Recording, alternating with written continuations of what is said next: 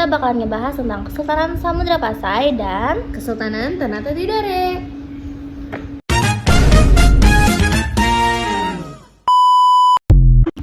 Jadi pertama-tama kita bakalan ngebahas tentang Kesultanan Samudra Pasai. Nah, Kesultanan Samudra Pasai ini merupakan kesultanan pertama yang ada di Nusantara. Didirikan pada pertengahan abad ke-11 oleh dinasti Meora Khair. Meora Khair ini merupakan pendiri dan sultan pertama di Samudra Pasai. Bergelar Maharaja Mahmud Shah dan kemudian digantikan oleh Maharaja Mansur Shah.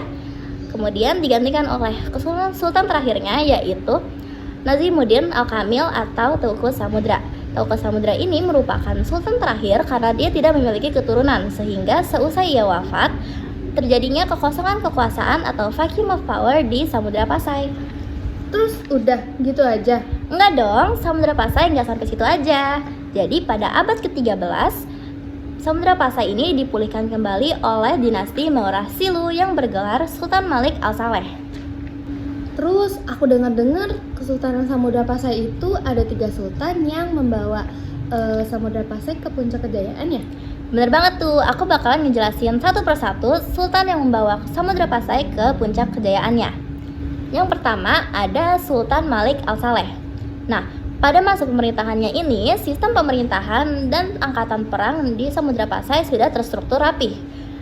Kesultanannya makmur, terutama setelah dibukanya Pelabuhan Pasai, apalagi karena posisinya sangat strategis karena berdekatan dengan Selat Malaka.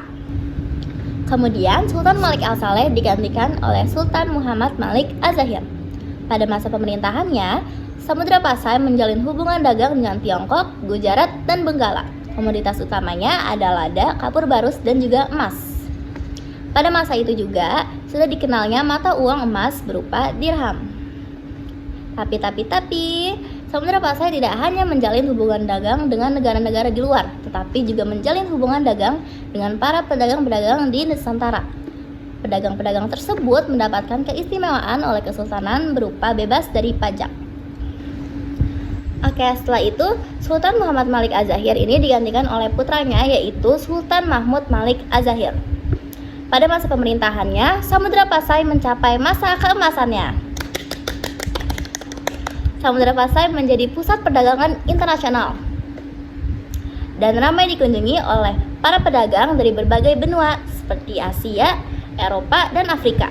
Samudra Pasai udah seberjaya itu. Terus kalau runtuhnya kayak gimana? Oke, jadi di bawah pemerintahannya Ahmad Malik Az-Zahir datangnya serangan dari Majapahit. Peristiwa tersebut dinamakan Perang 3 Hari 3 Malam. Di situ Pasai kalah, rakyatnya tercerai-berai, rajanya pun meninggalkan kota. Konon ke sebuah tempat selama 15 hari perjalanan dari Pasai. Setelah mengumpulkan rampasan dan tawanan perang, Samudra Pasai akhirnya dibangkitkan kembali oleh Sultan Zain Al-Abidin Malik Az-Zahir. Namun, gak lama setelah itu, pada awal abad ke-16, Samudra Pasai mengalami beberapa pemberontakan internal yang mengakibatkan perang saudara. Akhirnya, Raja Pasai pun meminta pertolongan kepada Malaka, yang pada saat itu sudah berada di bawah kekuasaannya Portugis. Dan akhirnya, Samudra Pasai pun akhirnya runtuh setelah ditaklukkan Portugis.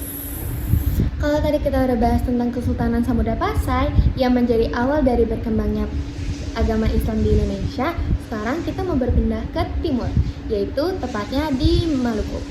Di Maluku tuh ada kesultanan apa aja sih? Nah, sebenarnya di Maluku itu ada 4 kesultanan. Ada Kesultanan Ternate, Kesultanan Tidore, Kesultanan Bacan, dan Kesultanan Jailolo. Tapi pada podcast kali ini kita mau membahas tentang Kesultanan Ternate dan Kesultanan Tidore. Nah, kedua kesultanan ini itu merupakan penghasil rempah-rempah terbesar, terutama cengkih dan pala. Makanya mereka ini dijuluki sebagai The Spice Island atau Kepulauan Rempah-Rempah. Jadi Kesultanan Ternate Tidore tuh awal didirikannya gimana sih? Nah, kalau Kesultanan Ternate itu berdiri pada tahun 1257 oleh Ba'ab Masyur Malamung. Sedangkan Kesultanan Tidore itu didirikan pada tahun 1322 yang dimana raja pertamanya itu merupakan Saliati atau Jamaluddin. Nah, Islam itu berkembang pesat di Maluku pada abad ke-15 di mana pada masa pemerintahan Sultan Zainal Abidin itu dia berguru secara pribadi sama Sunan Giri di Jawa. Emangnya kalau dua kesultanan jadi satu gitu nggak ada persaingan atau konflik? Awalnya sih dua kesultanan ini hidup berdampingan dengan damai, tapi konflik mulai terjadi pada saat bangsa Eropa datang, di mana bangsa Portugis ini lebih memihak ke Bangsa Portugis lebih memihak ke Ternate dan Spanyol lebih memihak ke Tidore. Nah, bangsa Portugis juga membangun benteng yang bernama Sao Paulo dengan iming-iming ingin melindungi Ternate dari serangan Tidore yang bersekutu dengan Spanyol.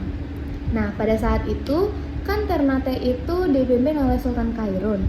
Sultan Kairun ini lama-lama mulai gak nyaman sama Portugis karena Portugis mulai mengikut campuri urusan internal Kesultanan Ternate dan melakukan monopoli perdagangan. Akhirnya Sultan Kairun pun mengusir Portugis dari Maluku. Tapi malangnya dia dibunuh oleh bangsa Portugis yang pada akhirnya perlawanan tersebut dilanjutkan oleh anaknya yaitu Sultan Bahabula. Nah, pada saat sama Sultan Bahabula ini Portugis berhasil diusir, berhasil dikalahkan sehingga memaksa Portugis untuk melarikan diri ke Ambon. Terus bentuknya gimana? Tadi kan bangsa Portugis sudah dikalahin sama Sultan Bahabula. Nah, kekalahannya bangsa Portugis itu menjadi pintu masuk Belanda untuk menguasai perdagangan rempah-rempah. Nah, waktu Belanda ini itu tepat banget karena pada saat itu Spanyol bersatu sama bangsa Portugis untuk mencoba kembali menguasai wilayah Maluku dengan menyerang Ternate. Nah, pada saat itu Sultan Bahabula itu wafat. Akhirnya perlawanan ini tuh nggak pernah surut-surut dan kekalahan demi kekalahan pun terjadi yang memaksa Ternate untuk meminta bantuan kepada Belanda.